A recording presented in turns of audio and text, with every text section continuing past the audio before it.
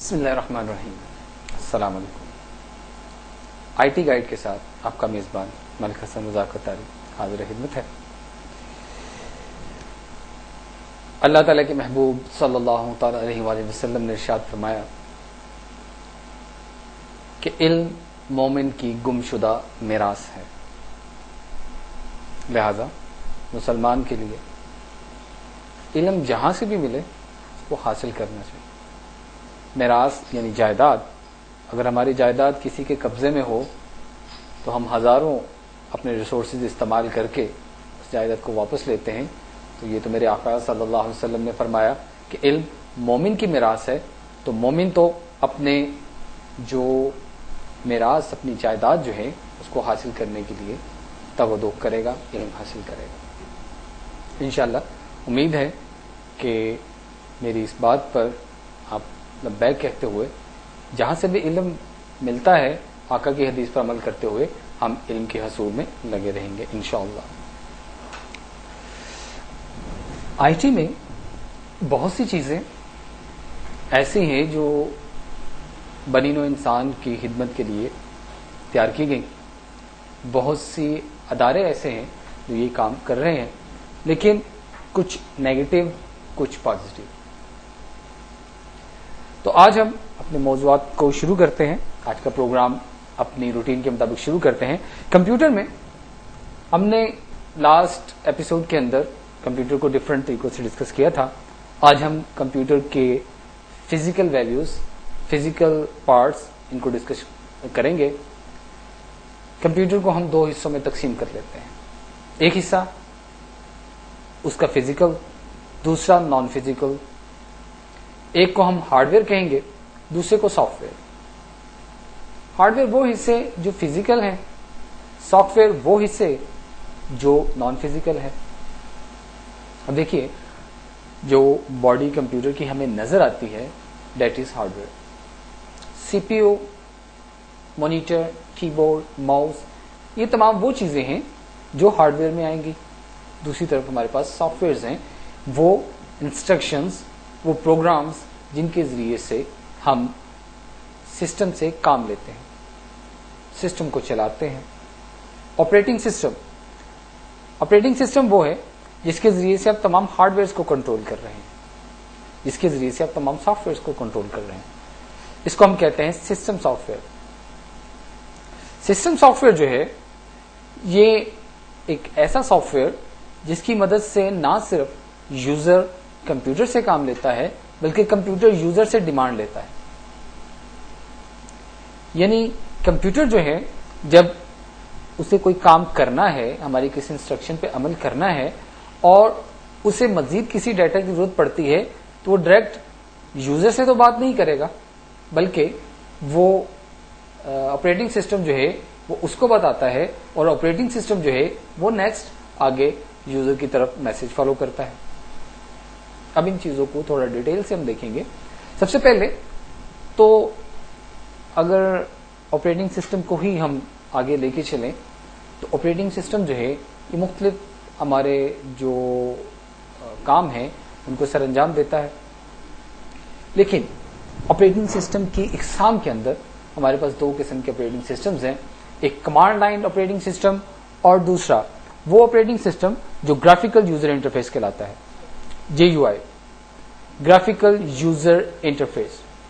Graphical user interface کے اندر ہمارے پاس زیادہ تر چیزیں جو ہیں وہ تصویری شکل میں موجود ہیں. آپ ونڈوز میں کام کرتے ہیں, ونڈوز میں تمام آئیکنز ہیں, آپ ونڈوز کے اندر ڈیسک ٹاپ دیکھتے ہیں, ونڈوز کے اندر ماؤس کے ساتھ کام کرتے ہیں. دوسری طرف ہمارے پاس کمانڈ لائن آپریٹنگ سسٹم آ جاتا ہے. کمانڈ لائن آپریٹنگ سسٹم جو ہے اس میں ہر کام, ہر کمانڈ ہمیں لکھ کے دینی پڑتی ہے. اسے کمانڈ لائن اس لیے کہتے ہیں کہ ہمارے پاس ایک پرومپٹ ہے, ڈاس پرومپٹ جسے ہم کہتے ہیں. ڈاس پرومپٹ جو ہے وہ ہمارے لیے کمانڈ لائن ہے, وہاں پر ہم کمانڈز لکھتے ہیں اور کمانڈز جو ہیں وہ آگے ٹرانسفر کی جا رہی ہیں, کمپیوٹر ان پر عمل کر رہا ہے. آپریٹنگ سسٹم, جیسے کہ میں نے پہلے کہا کہ آپریٹنگ سسٹم جو ہے وہ عمل کروا رہا ہے سسٹم سے مختلف ہدایات جو یوزر جو ہے وہ سسٹم سے کام کروانا چاہتا ہے वो ऑपरेटिंग सिस्टम उसके मुताबिक सॉफ्टवेयर ऑन करेगा, उन सॉफ्टवेयर को डाटा फ्राहम करेगा, उन डाटा से रिजल्ट जो है वो आउटपुट डिवाइसेस की तरफ लेके आएगा, और इस तरीके से ऑपरेटिंग सिस्टम जो है ना सिर्फ कि यूजर की हेल्प करता है, दूसरी तरफ एप्लीकेशन सॉफ्टवेयर जो है उसकी तरफ से दिया गया कोई मैसेज ऑपरेटिंग सिस्टम जो है वो यूजर की तरफ डिस्प्ले करवाएगा। लेकिन सबसे पहली बात तो ये है कि हमारे पास ऑपरेटिंग सिस्टम एक ऐसा एनवायरनमेंट पैदा करता है जिसके अंदर हम काम कर सकें। एक छोटी सी मिसाल है कि आप एक सिस्टम खरीदते हैं और उस सिस्टम के अंदर अगर ऑपरेटिंग सिस्टम इंस्टॉल नहीं है, यानी वो सॉफ्टवेयर जिसे आप सिस्टम के अंदर काम करने के लिए यूज करना चाहते हैं वो आपके पास मौजूद है, आप डॉक्यूमेंटेशन करना चाहते हैं, आपके पास माइक्रोसॉफ्ट वर्ड मौजूद है, लेकिन आपके पास जो ऑपरेटिंग सिस्टम है वो मौजूद नहीं। जब आपके पास ऑपरेटिंग सिस्टम मौजूद नहीं है तो आप उस एप्लीकेशन सॉफ्टवेयर यानी वर्ड के साथ आप काम ही नहीं कर सकते। वाई? कि जब आपका सिस्टम ही आपके साथ कनेक्टेड नहीं है, जब आप अपने सिस्टम के साथ इंटरप्रेट नहीं कर सकते, देन आप किसी भी एप्लीकेशन सॉफ्टवेयर से काम नहीं ले सकते। जब आप एक ऑपरेटिंग सिस्टम आपके सिस्टम में लोडेड है उसके साथ इंटरप्रेट करते हैं तो वो आपकी जो इंस्ट्रक्शंस हैं उनके मुताबिक आपके दूसरे एप्लीकेशन सॉफ्टवेयर को लोड करेगा और उनसे फिर आप डायरेक्ट अपना काम ले सकेंगे।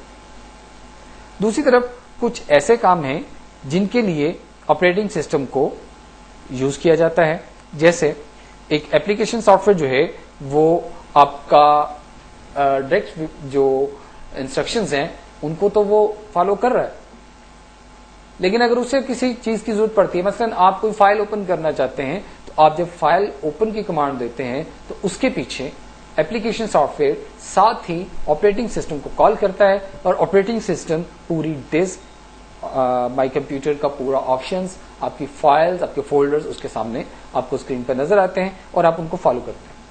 आप अपनी मतलूबा फाइल को हासिल करते हैं, उसको ओपन करते हैं, उसके ऊपर मजीद काम करते हैं। काम करने के बाद जब आप सेविंग पॉइंट पे पहुंचते हैं, देन वंस अगेन आपकी एप्लीकेशन सॉफ्टवेयर सिस्टम सॉफ्टवेयर यानी ऑपरेटिंग सिस्टम को कॉल करता है और वंस अगेन वो रैम से जो आपका डाटा मौजूद है उसको हासिल करके डिस्क के जिस पॉइंट पर आप सेव करना चाहते हैं आपको उन पॉइंट्स के ऊपर लेके आता है, और वो पॉइंट्स जब आप उन ट्रैक्स पर, उन सेक्टर्स पर सेव करते हैं तो ये काम फिर से ऑपरेटिंग सिस्टम कर रहा है। ऑपरेटिंग सिस्टम जो है ये बेसिकली एक हेड का काम करता है। अब किसी भी इंस्टीट्यूट में, किसी भी मैनेजमेंट में एक हेड का होना तो जरूरी है। जब आप एक मैनेजमेंट में हेड को मुख्तलिफ काम देते हैं तो वो आगे अपने जो उसके सब कोऑर्डिनेट्स हैं उन्हें आगे फ्राहम करता है ताकि वो उन्हें हल करता है और वो उनके खुद जो है वो सुपरविजन करता है। अब ये जो सुपरविजन वो कर रहा है, इस सुपरविजन के दौरान चंद काम उसके अपने हैं जिनको वो साथ साथ कर रहा है। अब इन सुपरविजन में अपने मुख्तलिफ जो उसके अंडर काम करने वाले हैं वो उनकी मदद भी करता है, उनसे मदद लेता भी है और उस सारे काम को कंप्लीट करने के बाद वो उस ओवरऑल को शो भी करता है। इसी तरीके से ऑपरेटिंग सिस्टम जो है वो एक ऐसा सुपरवाइजर है कंप्यूटर का जो आपके डिफरेंट सॉफ्टवेयर से काम ले रहा है। आपने मुख्तलिफ सॉफ्टवेयर इंस्टॉल किए हैं, आप उन सॉफ्टवेयर को इस्तेमाल करते हुए मुख्तलिफ काम ले रहे हैं। मसलन आप कोरल ड्रा में कोई इमेज ड्रा कर रहे हैं, कोई ग्राफिक बना रहे हैं, तो इस दौरान अगर आपके सिस्टम के अंदर बहुत ज्यादा लोड है तो शायद आपका सिस्टम जो है वो बहुत स्लो काम कर रहा होगा।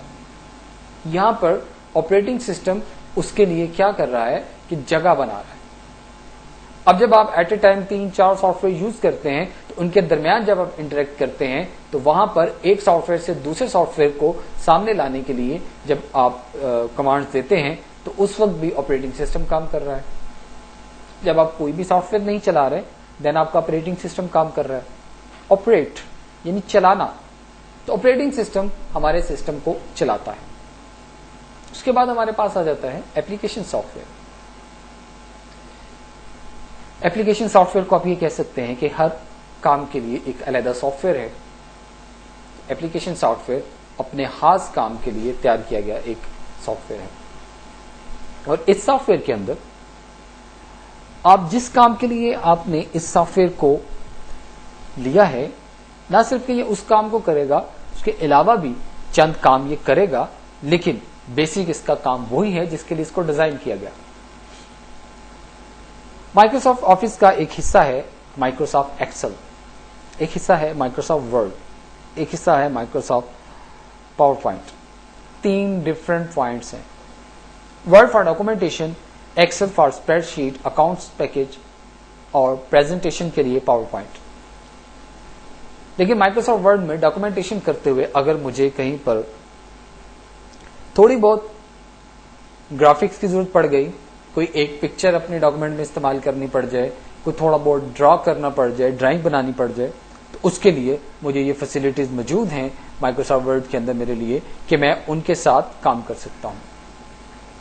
अब ये काम जो प्रेजेंटेशन सॉफ्टवेयर पावर पॉइंट है, जब आप उसमें काम कर रहे हैं तो वहां पर जाहिर है प्रेजेंटेशन के अंदर मुझे कहीं पर कोई पैराग्राफ लिखना पड़ जाता है, कहीं पर मुझे कोई तस्वीर लगानी पड़ जाती है, तो इस प्रेजेंटेशन के अंदर ये सारे काम मौजूद हैं।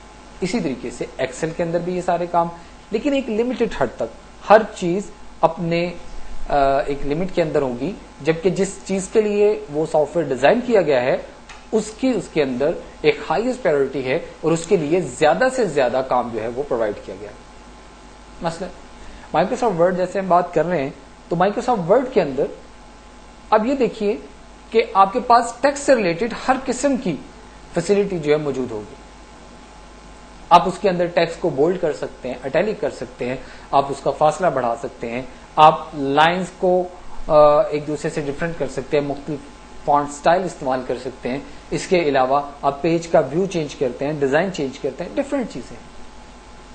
लेकिन जब आप आते हैं ड्राइंग पैकेज के अंदर, जो माइक्रोसॉफ्ट वर्ड के अंदर आपको थोड़ा सा मिलता है, तो उसके अंदर आपके पास लिमिटेड ऑप्शंस हैं। आप आने वाली पिक्चर जो आप उसके अंदर इंसर्ट कर रहे हैं, उसके अंदर आप उसकी कलरिंग चेंज कर लेंगे, आप उसको साइज को बड़ा छोटा कर लेंगे, आप उसके कुछ हिस्सों को खत्म कर सकते हैं एक लिमिटेड हद तक। लेकिन अगर आप ये कहें कि आप माइक्रोसॉफ्ट वर्ड को यूज करते हुए एक पिक्चर को एडिट कर लें, तो ये पॉसिबल नहीं, क्योंकि वहां पर एक लिमिट है, एक लिमिटेशंस हैं। गो के पहले वर्जन्स की निस्बत अब के वर्जन्स के अंदर बहुत ज्यादा फैसिलिटीज हैं, लेकिन फिर भी वो एक लिमिटेड है। इसी तरीके से आप कोरल में चले जाएं, अडोब में चले जाएं, ये तमाम चीजें भी अपने जो इनका फील्ड है, यानी designing, graphic designing, graphic editing, picture editing, ये इनके लिए तो बेस्ट हैं। लेकिन इनके अंदर अगर आप डॉक्यूमेंटेशन करना चाहें तो आप डॉक्यूमेंट्स बना लेंगे, आप उन्हें तस्वीरी शक्ल में ले लेंगे, लेकिन जिस तरीके से आप माइक्रोसॉफ्ट वर्ड के अंदर डॉक्यूमेंटेशन करते हैं, आप उतना इजीली डॉक्यूमेंटेशन यहां पर नहीं कर सकेंगे। यानी कुछ लिमिट्स हैं हर एप्लीकेशन की, वो उन लिमिट्स के अंदर काम करती है। अब यहां पर हम ये भी देखते हैं कि अगर हम कोई ऐसा काम कंप्यूटर से करवाना चाहते हैं कि जिसकी एप्लीकेशन हमें अवेलेबल नहीं, तो फिर क्या करें? उनके लिए यूजर डिमांड एप्लीकेशन की एक टर्म यूज की जाती है कि आप एक प्रोग्रामर को हायर करें, आप उसे अपना मसला बताएं, जिस काम के लिए, जिस प्रॉब्लम के लिए आप सॉफ्टवेयर यूज करना चाहते हैं।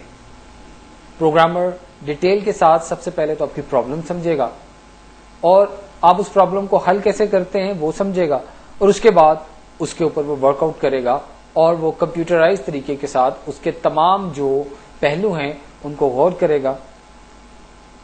जो हल आप उसे बता रहे हैं, जो तरीकेकार हल का आप उसे बता रहे हैं, वो उनके मुताबिक मुख्तलिफ जो उसके स्टाइल्स हैं या आपने के मुख्तलिफ स्टेप्स हैं वो उनको फॉलो करेगा। मसलन उसका रिजल्ट बनाएगा, उसके लिए एक इंटरफेस तैयार करेगा, डाटा कौन सा आपको चाहिए, डाटा कौन सा जो उसमें से रिक्वायर्ड है जिसको वो यूज करेगा, और वो किस तरीके से इस्तेमाल होगा। अगर उसके ऊपर कोई मैथमेटिकल काम होता है, मेरे को फार्मूलाज वगैरह यूज होते हैं, तो वो कौन कौन से वो कहां पर लागू होंगे। اگر آپ کوئی چیز اسٹور کرتے ہیں, کوئی ڈیٹا بیس اس کے ساتھ لگا رہے ہیں, تو وہ کہاں پر لگائیں گے. اسی طریقے سے آپ مختلف دیگر جو آپ کے آپشنز ہیں آپ ان کو یوز کریں گے. تو وہ تمام چیزیں جو آپ اس کو یوز کروا رہے ہیں, پروگرامر ان سب کو سمجھے گا اور ان کو ایک ترتیب میں رکھے گا, اسٹیپ بائی اسٹیپ ان کو تیار کرے گا, جسے ہم آئی ٹی لینگویج میں الگوریتھم کا نام دیتے ہیں. اس الگوریتھم کے مطابق فلو چارٹ اور اس کے بعد کوڈنگ مختلف اسٹیپس کو عمل کرتے ہوئے وہ ایک پروگرام جو ہے وہ تیار کرے گا. اس پروگرام کے ریزلٹس دیکھے گا, ڈیبگنگ کا پروسیس ہوگا, مختلف غلطیاں اگر نکلتی ہیں تو وہ کون سی ہیں, کہاں پر ہیں. جب ایک پراپر ایپلیکیشن تیار ہو گئی آپ کی ڈیمانڈ کے مطابق یا یوزر ڈیمانڈیڈ ایپلیکیشن, تو اس کے بعد اس کو امپلیمنٹ کر دیا جائے گا.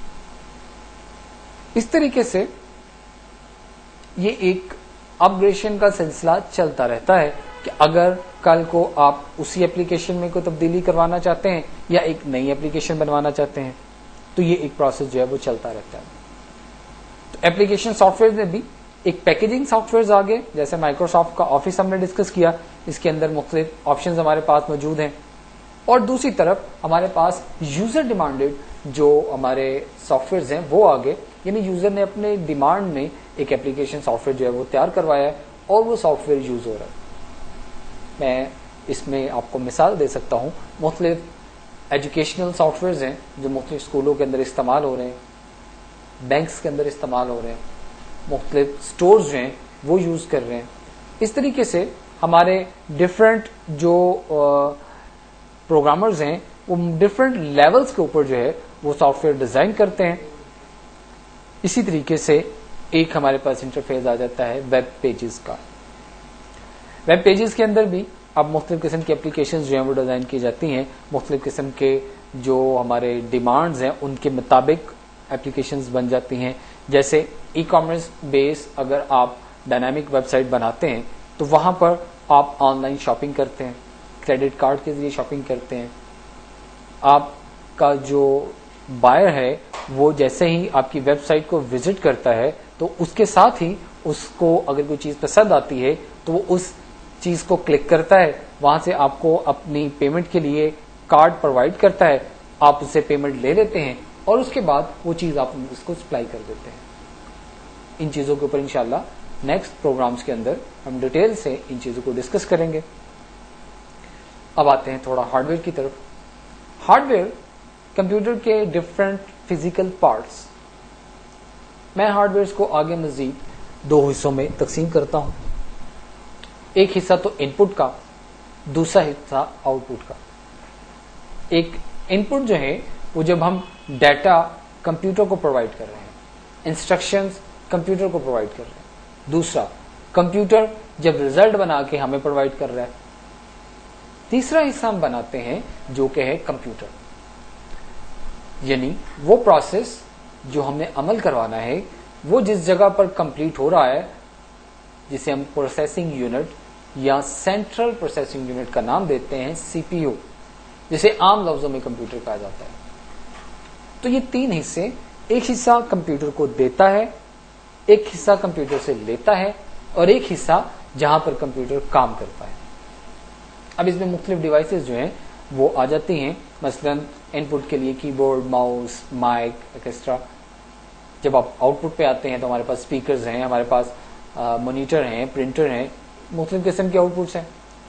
سینٹرل پروسیسنگ یونٹ یعنی سی پی یو وہ ایک مشین, وہ ایک ڈبہ جو آپ نارملی دیکھتے ہیں, جس کو آپ کمپیوٹر لفظ جس کے لیے ہم بولتے ہیں, سی پی یو جس کے لیے بولتے ہیں, اس کے اندر نہ صرف سینٹرل پروسیسنگ یونٹ موجود ہے بلکہ اس کے ساتھ مزید مختلف حصے ہیں جو مل کے ایک سینٹرل پروسیسنگ یونٹ کا کام کرواتے ہیں.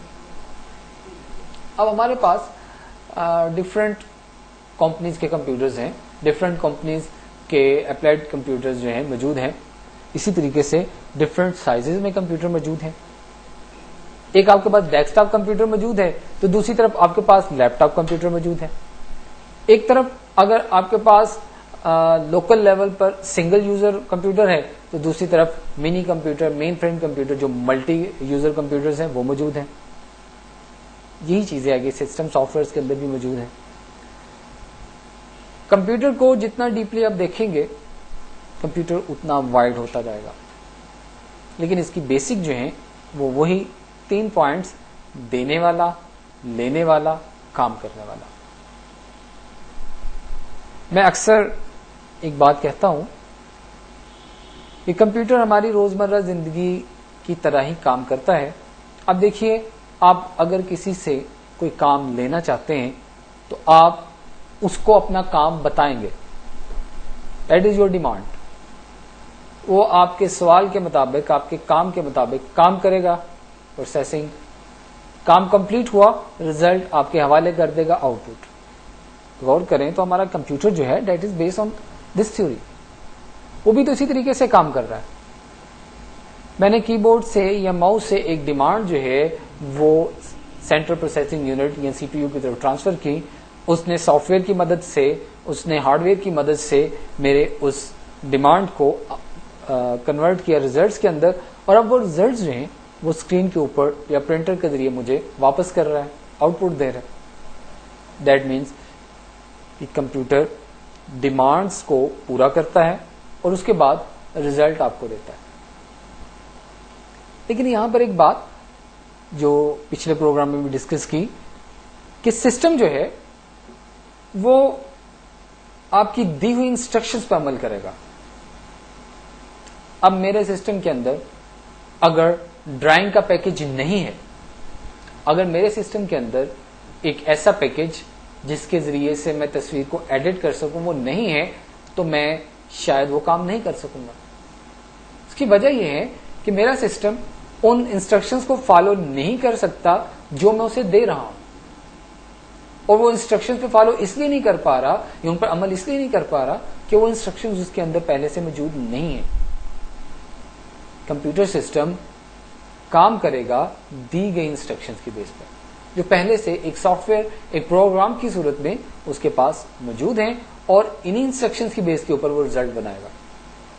अभी थोड़ी देर पहले हम यूजर डिमांडेड एप्लीकेशन की बात कर रहे थे, तो यूजर डिमांडेड एप्लीकेशन के अंदर जब प्रोग्रामर इंस्ट्रक्शंस लिखता है तो वो अपने यूजर के लिए हर वो फैसिलिटी प्रोवाइड करने की कोशिश करता है जो उसे उस मौके पर चाहिए। मसलन अगर एक यूजर जो है वो एप्लीकेशन बनवा रहा है एक स्टोर के लिए, और उस स्टोर के अंदर जाहिर है कुछ चीजें आएंगी, कुछ चीजें वहां से जाएंगी, कुछ चीजें मुस्तकिल वहां पर रहेंगी, कुछ डिमांड्स होंगी, कुछ ड्यूटीज होंगी। वो उन तमाम चीजों को डिस्कस करने के बाद उसकी फैसिलिटी जो है वो अपने सिस्टम के अंदर रखेगा। सिस्टम यानी वो सॉफ्टवेयर जो वो डिजाइन कर रहा है, और इस डिजाइनिंग के दौरान वो उन तमाम चीजों पर काम करने की कोशिश करेगा कि जो उसका जो कस्टमर है या जो उसका जो यूजर है वो जो उससे डिमांड कर रहा है। इस तरीके से सॉफ्टवेयर हमेशा उस चीज पर अमल करेगा जो आपने उसे पहले से बताई है। जब आपने उसे कुछ बताया नहीं तो वो कुछ नहीं कर सकते। जब तक आप एक बच्चे को कोई चीज सिखाते हैं वो उसके ऊपर अमल करता है। जब आप एक बच्चे को कुछ बताएंगे ही नहीं तो वो अमल क्या करेगा? एक स्टूडेंट जो सिर्फ उर्दू पढ़ना जानता है, जब आप उसके सामने इंग्लिश पढ़ें तो उसको समझ नहीं आएगी। इसी तरीके से कंप्यूटर को वो इंस्ट्रक्शंस प्रोवाइड कर देना कि जो उसके पास है ही नहीं तो वो कैसे उन पर अमल करेगा।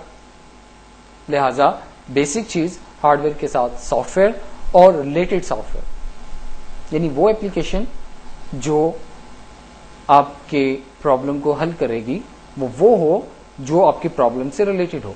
जो काम करना चाहते हैं उससे रिलेटेड एप्लीकेशन को यूज करेंगे।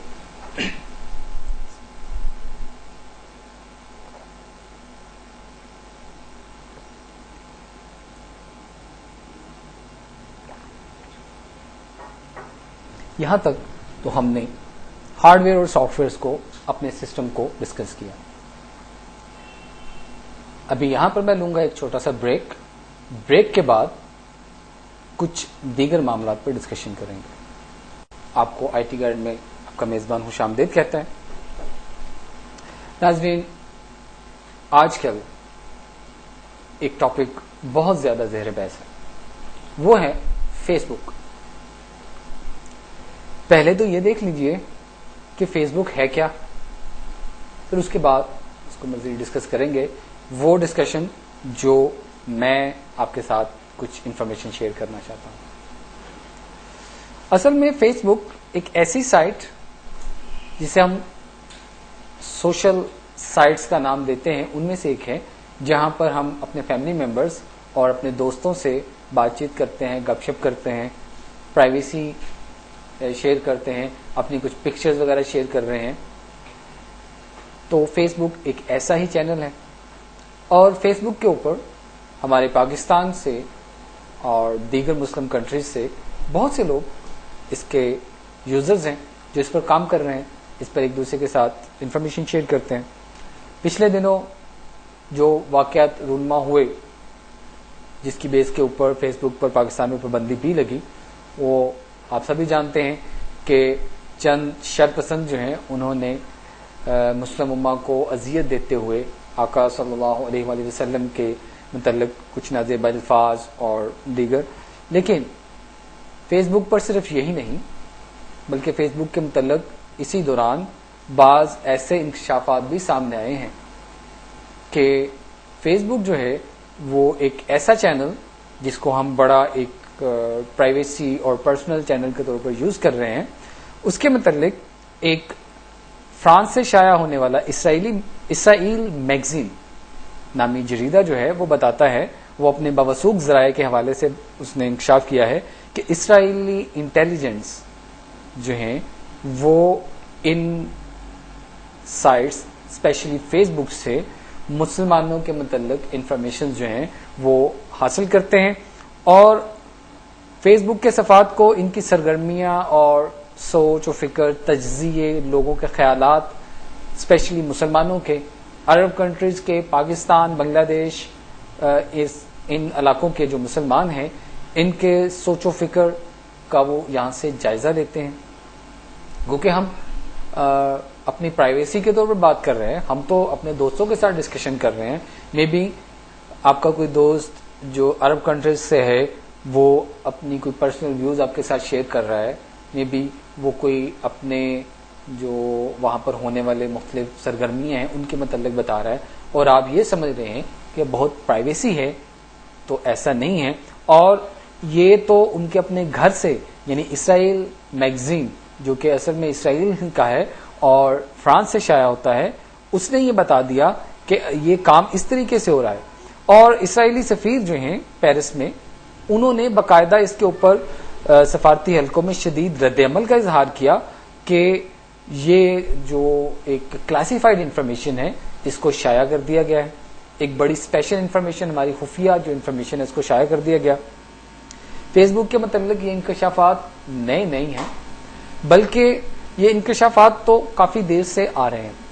میں کل رات ہی انٹرنیٹ پہ سرچ کر رہا تھا مختلف ویب سائٹس کے اوپر، تو وہاں پر مجھے چند انفارمیشن جو ملی ان میں سے یہ بھی پتہ چلا کہ اسرائیل جو ہے وہ کافی عرصے سے اس قسم کے کام جو ہے وہ کر رہا ہے، کہ ایک انٹرنیٹ پہ مجھے جو ذریعہ ملا وہاں پر فرانس کی ایک یونیورسٹی کے پروفیسر نے بتایا کہ انٹرنیٹ کے ذریعے اسرائیل کی خفیہ سرگرمیوں کا انکشاف مئی 2001 میں ہوا تھا، کہ انٹرنیٹ کے خطرات نامی نیورکس کی ایک کتاب جو ہے اس کے اندر اس نے کہا کہ یہ اسرائیلی نفسیات دان جو ہیں، اسرائیلی نفسیات دانوں پر مشتمل ایک انٹیلیجنس نیٹ ورک ہے جو عرب دنیا اور خاص طور پر فلسطینی اسرائیلی تنازع کے متعلق مختلف ممالک اور لاطینی امریکہ کے ممالک پر اپنی توجہ مرکوز کرتے ہیں۔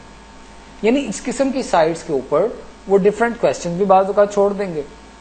اس کے علاوہ جو مختلف چینلز کے اوپر لوگ ایک دوسرے سے بات کرتے ہیں، وہ ان باتوں کو ہم تو بظاہر یہ سمجھتے ہیں کہ یہ باتیں ہمارے دوران ہیں جو ہم نے یہاں پر شیئر کی ہیں، ہمارے دوست اور یوزر جن کو ہم نے الاؤ کیا ہے صرف وہی اس پہ کام کر سکتے ہیں یا وہی اس کو دیکھ سکتے ہیں، جبکہ ایسا نہیں۔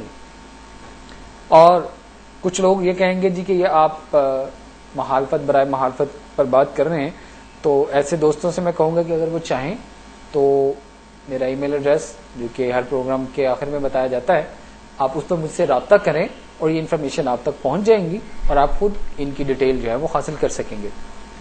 اسی طریقے سے فیس بک کے متعلق اردن کے ایک روزنامہ الحقیقہ الدویلہ میں پوشیدہ دشمن کے نام سے ایک مضمون شائع ہوا تھا، اور اس میں بھی کچھ اسی قسم کے الفاظ جو ہیں وہ استعمال کیے گئے تھے، اور بتایا گیا تھا کہ عرب کنٹریز کے مسلمانوں کی جو نوجوانوں کی جو ایک دوسرے کے ساتھ بات چیت ہے، انہیں اسرائیل کی انٹیلیجنس جو ہے وہ انسائٹ سے حاصل کرتی ہے، اور ان سے ان کے ذہن میں کیا چل رہا ہے، یا وہ اسرائیل کے متعلق کیا سوچتے ہیں، وہ اپنے مستقبل کے متعلق کیا سوچتے ہیں، یہ تمام چیزیں وہ نفسیات دان جو ہیں وہ نکالتے ہیں۔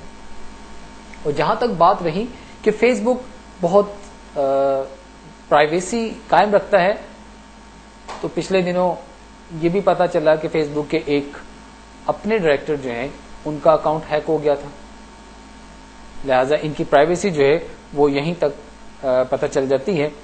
تو اس انفارمیشن کو آپ سے شیئر کرنے کا مقصد یہ ہے کہ ہم لوگ جو چیزیں صرف ایک انٹرٹینمنٹ کے لیے یوز کرتے ہیں، تو وہاں پر تھوڑا سوچ بچار کے کچھ اپنی عقل کو استعمال کرتے ہوئے وہاں پر ایسی کوئی بھی چیز شیئر نہ کریں کہ جو ہمارے خلاف ہو۔ اسپیشلی میں یہاں پر ایک بات عرض کرنا چاہوں گا کہ ہم لوگ جب اپنی پکچرز اور موویز وغیرہ وہاں پر شیئر کرتے ہیں، میں کیونکہ پچھلے دنوں جب گورنمنٹ آف پاکستان نے فیس بک پر پابندی لگائی، اس سے پہلے میں بذات خود فیس بک کا ایک ممبر تھا، اور بڑے زور شور سے اس کے اوپر ہم موویز اور جو ان کے بیانات وغیرہ ہمارے دوستوں کے آتے تھے، جو ان کے مووز تھے وہ پڑھتے تھے اور ان سے باقاعدہ کمنٹس کرتے تھے۔ لیکن ایک چیز جو وہاں پر مجھے یا میری کمیونٹی کو، میرے دوستوں کو کھٹکتی تھی، وہ یہ تھی کہ ہم اپنی فیملی پکچرز جو ہیں وہ بھی وہاں پر شو آؤٹ کر دیتے ہیں، اور ہمیں یہ ہوتا ہے کہ یہ صرف ہمارے دوستوں تک یا ہماری فیملی تک محدود ہے۔ اب ہم اپنے کالج کی ڈفرینٹ پکچرز دے رہے ہیں، اور وہ ہمارا یہ ہے کہ جی یہ صرف ہمارے گروپ کی پکچرز ہیں، یہ صرف ہمارے گروپ والے دیکھ رہے ہیں، جبکہ ایسا نہیں ہے۔ اسی طریقے سے فیملی کی پکچرز اگر ہم وہاں پہ شو آؤٹ کرتے ہیں، تو جہاں وہ ہماری بات چیت کو کاؤنٹ کر رہے ہیں، وہاں پر وہ ہماری فیملیز کی جو پکچرز ہیں ان کو بھی کاؤنٹ کر رہے ہوتے ہیں۔ تو خدارا ان چیزوں کو تھوڑا سا ذہن میں رکھ کے جو ہے آپ استعمال کریں۔ ہم یہ تو میں آپ پہ چھوڑتا ہوں کہ آپ نے فیس بک استعمال کرنا ہے کہ نہیں، لیکن جب آپ استعمال کریں یا اس قسم کا کوئی بھی چینل آپ استعمال کریں، تو وہاں پر نپے تلے انداز میں یا سوچ سمجھ کر اس کو یوز کریں۔ دوسری بات، بہت سے لوگ یہ کہیں گے کہ آپ خود ہی کہہ رہے ہیں کہ آپ یوز کرتے رہے ہیں تو ہمیں آپ منع، تو جب یہ پابندی ختم ہوئی اور پاکستان میں فیس بک کو دوبارہ لانچ کیا گیا، میں اور میرے دوست، ہمارا سب سے پہلا کام یہ تھا کہ ہم نے فیس بک سے اپنے اکاؤنٹس بند کر دیے۔ خیر، میں یہاں پہ پرسنل ویوز کو تو خیر شیئر کرتا ہی رہوں گا۔ آگے چلتے ہیں۔ ایک ڈفرینٹ چیز جو ہارڈ ویئر میں آئے گی، ویسے تو ایپل ایک کمپنی ہے جو ہارڈ ویئر تیار کرتی ہے۔ ایپل نے ایک نیا ماؤس جو ہے مارکیٹ میں لانچ کیا ہے۔ ایپل آپ یہ کہہ لیجیے کہ ایک بہت کریٹو کمپنی ہے، یہ مختلف قسم کی چھوٹی چھوٹی ڈیوائسز، آئی پاڈ وغیرہ اور کیمراز وغیرہ جو ہیں اس کے اکثر لانچ ہوتے رہتے ہیں، لیکن اب اس نے جو ماؤس لانچ کیا ہے اس میں نہ کوئی ویل ہے نہ کوئی بٹن ہے۔ مینز کہ یہ جو آپ کا ایپلیکیشن کے اندر ماؤس آپ یوز کرتے ہیں تو اس کے اندر ہم ڈفرینٹ بٹنز یوز کرتے ہیں، اس کے اوپر ایک ٹریک ویل ہوتا ہے، لیکن اب جو ماؤس ایپل نے یوز کروایا ہے یا انٹروڈیوس کروایا اس کے اندر اس نے ویل کو ہی نہیں چھوڑا، بلکہ سارا ہی ٹچ سسٹم بنا دیا۔ وہ ٹچ سسٹم کے ساتھ ہی سارا کام جو ہے وہ آپ اس کو یوز کریں گے، اور ابھی اس کی تعریفی قیمت جو ہے وہ 55 پاؤنڈ جو ہے وہ دی گئی ہے، مارکیٹ میں اس کو پیش کر دیا گیا ہے۔ وہ کہ ابھی ہمارے پاکستان کے اندر تو ہے اتنی جلدی اویلیبل نہیں ہوگا، لیکن پھر بھی یہ پہنچ چکا ہے۔ اور اس میں ایک اور بات یہ ہے کہ یہ وائرلیس ہے اور بلوٹوتھ اور وائرلیس ٹیکنالوجی کے ساتھ لیس ہے، اور اسی طریقے سے اس کے اوپر کام کیا جاتا ہے۔ جہاں کمپیوٹر کے بہت زیادہ فائدے ہیں اور اکثر ہم فائدے ہی بیان کرتے ہیں، لیکن یہ کہ اس کے کچھ نقصانات بھی ہیں، آج تھوڑا سا ان کو بھی ڈسکس کرتے ہیں۔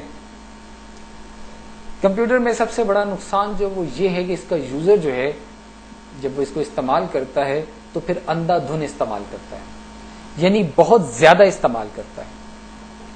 اور جب بہت زیادہ استعمال کرے گا تو ظاہر ہے فزیکلی وہ اس سے کچھ نقصانات بھی ہوں گے. سب سے بڑا نقصان نظر اور کمر. یہ میں نے دو نام نہیں لیے، یہ ہمارے جسم کے دو حصے جو ہیں میں ان کے متعلق بات کر رہا ہوں، یعنی آئی سائٹ اور بیک بون. ان دونوں کا آنکھ کا تو ڈائریکٹ آپ کے مانیٹر سے، اور بیک بون آپ کے بیٹھنے کے سٹائل سے. بہت سے لوگ جب کمپیوٹر یوز کرتے ہیں تو اپنے آپ کو ایزی کرتے ہوئے اتنے ایزی ہو جاتے ہیں کہ ان کی جو کمر کی ہڈی ہے، ریڑھ کی ہڈی جو ہماری بیک بون ہے، وہ بالکل ترچھی ہو جاتی ہے، خم کھا جاتی ہے. جبکہ دوسری طرف ہماری آنکھیں کمپیوٹر کو دیکھتے دیکھتے دیکھتے تھکاوٹ اور اس کے بعد وہ ہمارے دماغ پہ اثر وہ اتنا زیادہ ہوتا ہے کہ آہستہ آہستہ ہماری آنکھیں جو ہیں وہ ویک ہونا شروع ہو جاتی ہیں، آئی سائٹ جو ہے ویک ہو جاتی ہے. آئی سائٹ کا معاملہ جو ہے اس کے لیے ایل سی ڈیزائن، لیکن پھر بھی جب آپ کمپیوٹر یوز کریں تو وقتاً فوقتاً اس کی اسکرین سے نظر ہٹا کے اپنے ارد گرد نظر گھماتے رہیں، دیگر ماحول کو دیکھتے رہیں، تاکہ آپ کی آنکھ کے اوپر جو مسلسل روشنی کا اثر ہے وہ کم رہے. بعض ماہرین چشم جو ہیں وہ کہتے ہیں کہ آپ اپنے ارد گرد ہریالی جو ہے وہ رکھیں، چاہے وہ پکچر کی صورت میں ہو، چاہے آپ کے پاس کوئی گملے وغیرہ لگے ہوں، یا آپ جہاں بیٹھے ہیں اس کے ساتھ کوئی ایسا ویو ہو جہاں سے آپ کو فریشنس جو ہے اس کا احساس ہو کہ آپ کی آنکھیں جو ہیں وہ کچھ دیر ریلیکس ہو جائیں. اسی طریقے سے آپ کی بیک بون جو ہے اس کے لیے آپ کا انتخاب ایک ایسی سیٹ ہونی چاہیے جس پر بیٹھنے کے بعد آپ کی کمر جو ہے وہ سیدھی رہے. اسپیشلی وہ دوست جو ٹائپنگ بہت زیادہ یوز کرتے ہیں، یعنی چیٹ کرتے ہیں یا ڈاکومنٹس ٹائپ کرتے ہیں، جو اپنا یوز کرتے ہیں مختلف قسم کے گرافکس بناتے وقت جو اس کے اندر ٹائپ کرتے ہیں، بکس رائٹر جو ہیں. اب ان کے لیے اکثر جب ہم لوگ اس طرح سے کام کرتے ہیں تو ہمارے بیٹھنے کا طریقہ یہ ہوتا ہے کہ ہم اپنے سسٹم کی طرف دیکھ تو رہے ہیں، لیکن آہستہ آہستہ ہمارا جو دھڑ ہے وہ گھومتے گھومتے اس قدر ہو جاتا ہے کہ ہماری بیک بون جو ہے وہ بالکل کمان کی شکل میں آ جاتی ہے. اس وقت تو ہم بہت ایزی محسوس کرتے ہیں، ہم پیچھے سے پیچھے جا رہے ہیں، ٹانگیں جو ہیں وہ ٹیبل کے نیچے گھستی چلی جا رہی ہیں اور ہم اکڑتے جا رہے ہیں. لیکن جب آپ فارغ ہوں گے دین آپ کو احساس ہوگا کہ ہماری کمر بہت زیادہ جو ہے وہ درد میں مبتلا ہے، یا خدا نہ خواستہ بیک بون جو ہے اس کے اندر مسئلہ بن گیا. تو اس کا بہترین طریقہ یہ ہے کہ جب آپ بیٹھیں تو کی کمر جو ہے وہ اسٹریٹ رہے. سیکنڈ، جو ٹائپ کرنے والے ہیں ان کے لیے کہ آپ کا جو کی بورڈ ہے وہ آپ کے ہاتھوں سے بہت زیادہ اونچا نہ ہو، بہت زیادہ نیچا نہ ہو. جو ہمارے ماہرین ہیں وہ کہتے ہیں کہ آپ کے جو کی بورڈز ہیں وہ کس لیول پہ ہوں، وہ اس لیول پہ ہوں کہ آپ کے بازو جس لیول پر کنیکٹ کرتے ہیں، یعنی جہاں پر آپ کا جسم جو ہے وہ بہت ایزی رہے. آپ کے بازو نہ تو اپنی ہائٹ سے بہت اوپر کی طرف اٹھے نہ ہی بہت نیچے ہو، بلکہ جہاں پر آپ کی کونی جو ہے یہ ٹرن لیتی ہے وہاں پر تقریباً اسی سائز کے اوپر، اسی ہائٹ کے اوپر آپ کا کی بورڈ ہو تاکہ ایزیلی آپ اس سے کام کریں. سیکنڈلی، کام کرنے کے دوران آپ کے جو ہتھیلیاں ہیں یہ یعنی ہاتھ جو ہے یہ جب کام کر رہا ہے تو ہتھیلیاں تو ہٹی ہوئی ہیں، تو آپ کے جو آپ کی رسٹ جو ہیں ان کو تھوڑا آرام دیں کہ کی بورڈ کے ساتھ ایک پینل ملتا ہے، آپ اس کو لگا لیں کہ اس کے اوپر آپ کے ہاتھ جو ہیں وہ ایڈجسٹ رہیں، تو آپ جب یوز کریں گے تو آپ کا باقی جسم جو ہے وہ تھوڑا ریلیکس رہے گا. اس طریقے سے مختلف جو ہمارے جسم کے اندر تبدیلیاں آتی ہیں کمپیوٹر یوز کرتے ہوئے ہم ان کو کم کر سکتے ہیں. اصل میں ہم لوگ جب کمپیوٹر کو استعمال کرنا شروع کرتے ہیں تو پھر بڑے جو ہمارے بزرگ ہیں وہ اکثر کم سے کم میرے لیول پہ تو میرے بزرگ جو ہیں وہ تو یہ کہتے ہیں کہ میں کمپیوٹر کا جو ہے ایک ایڈکٹ ہو چکا ہوں، یعنی مجھے اس کا ایک نشہ ہو چکا ہے. کمپیوٹر اور انٹرنیٹ یہ واقعی ہی نشے کی طرح سے کام کرتے ہیں، لیکن ہم خود پر ان کو طاری نہیں کرنا، کیونکہ جب ہم ان کو خود پہ طاری کر لیتے ہیں تو اس کے بعد پھر ہمیں دوسرا کوئی جو ایک ویو ہے وہ نظر نہیں آتا. پچھلے دنوں جنوبی کوریا کے اندر ایک ریسرچ کی گئی. جنوبی کوریا وہ ملک ہے جہاں پر انٹرنیٹ 95% آبادی جو ہے وہ یوز کرتی ہے. یہاں تک کہ وہاں پر اسٹوڈنٹس جو ہیں وہ اپنے ایگزامینیشن اور اپنے سبمیشن جو پروجیکٹس ہیں وہ بائی نیٹ سبمٹ کرتے ہیں. ڈاکٹرز کے ساتھ ڈسکشن بائی نیٹ ہو رہی ہیں. ہاؤس وائفز جو ہیں وہ نیٹ بہت زیادہ یوز کر رہی ہیں فار ہاؤس ورکنگ, جو اپنے وہ خریداری کے لیے, شاپنگ کے لیے. اسی طریقے سے بزنس تو خیر ان کا سارا ہی کمپیوٹرائز ہے کہ بینکر جو ہیں وہ گھر سے بیٹھ کے بھی اپنے سارے کام کر رہے ہیں. تو وہاں پر ایک انہوں نے سروے لانچ کیا. تو اس سروے میں انہوں نے 2 فیملیز لیں جن کو بمشکل 1 ہفتے کے لیے انٹرنیٹ سے ڈسکنیکٹ کر کے, تو انہوں نے ان کو راضی کیا کہ 1 ہفتہ وہ انٹرنیٹ سے ڈسکنیکٹ رہیں گے گھر کے اندر, تو وہ دیکھیں گے کہ ان کی زندگی میں کیا فرق پڑتا ہے. تو اس ایک فیملی جو کہ بینکر کی فیملی تھی, دوسری فیملی ایک بزنس مین کی فیملی تھی, تو وہاں پر یہ دیکھا گیا کہ وہ بہت سے ایسے کام جو انہوں نے پچھلے کئی سالوں سے نہیں کیے تھے, انہوں نے وقت گزارنے کے لیے وہ کام کرنا شروع کیے. کیونکہ جب وہ کمپیوٹرائز طریقے سے اپنے سارے کام کر رہے تھے, بچے آن لائن گیمز کھیل کے اپنا وقت گزار رہے ہیں, اپنی اسٹڈی آن لائن کر رہے ہیں, اپنے نوٹس آن لائن اسٹڈی کر رہے ہیں, تو بکس سے ان کا تعلق بالکل ٹوٹ گیا. وہ بورڈ گیمز اور دوسری جو گیمز ہم کھیلتے ہیں ایکسرسائز گیمز, ان سے وہ بالکل ہٹ چکے تھے. اسی طریقے سے ان دونوں فیملیز میں سے ایک فیملی کی جو لیڈی ہیڈ تھیں, یعنی جو بچوں کی ماں تھیں, انہوں نے کہا کہ میں نے دوسرے ہی دن اپنے بچے کو صبح صبح تیار ہو کے گھر سے جاتے ہوئے دیکھا. تو میں نے پوچھا کہ آپ کدھر جا رہے ہو, تو اس نے کہا میں اپنے دوستوں سے ملنے جا رہا ہوں.